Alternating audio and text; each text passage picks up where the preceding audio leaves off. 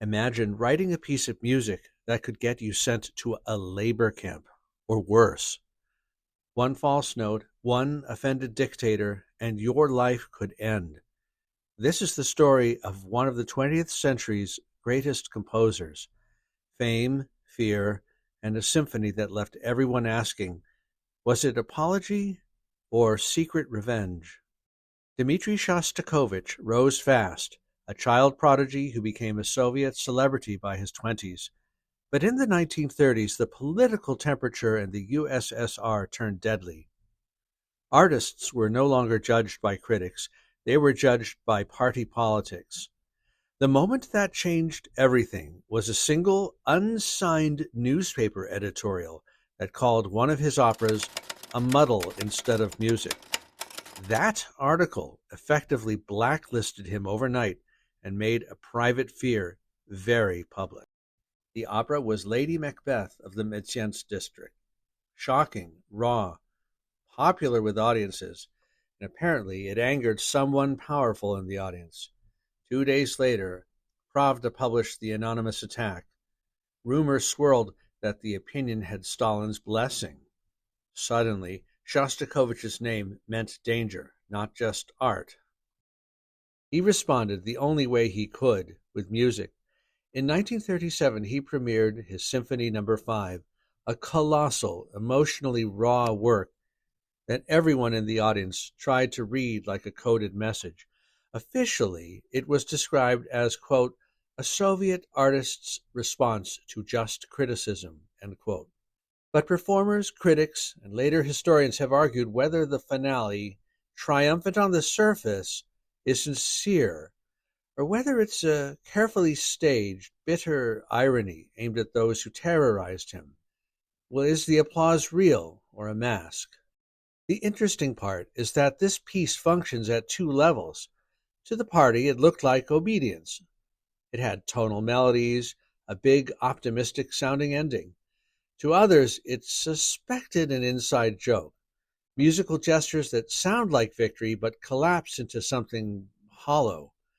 The stakes were literal: survive and keep composing, or be crushed for being formalist.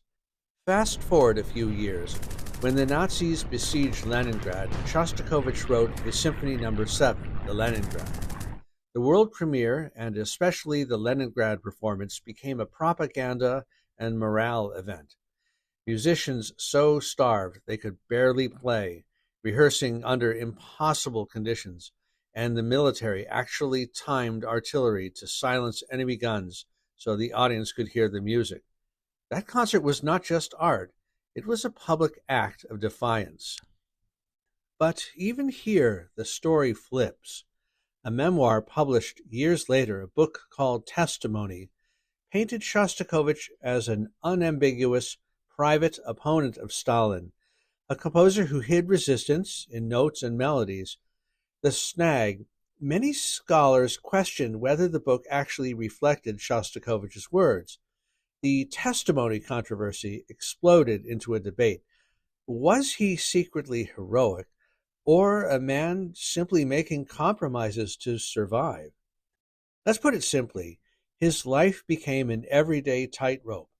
He attended official banquets, accepted government prizes, and still wrote music that, depending on who you ask, either sheltered his life or stung his oppressors. Friends and colleagues remember him as witty, frightened, and stubborn.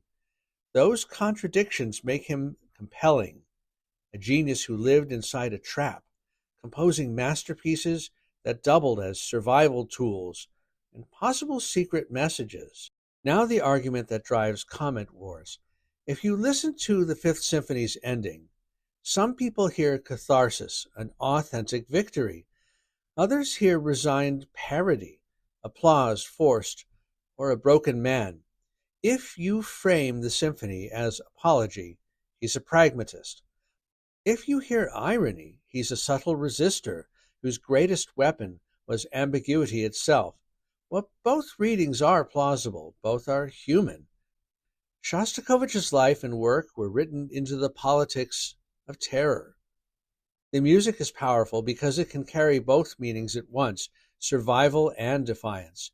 and because it forces listeners to choose. It's about art under threat, the cost of compromise, and the private rebellions we conceal behind public smiles.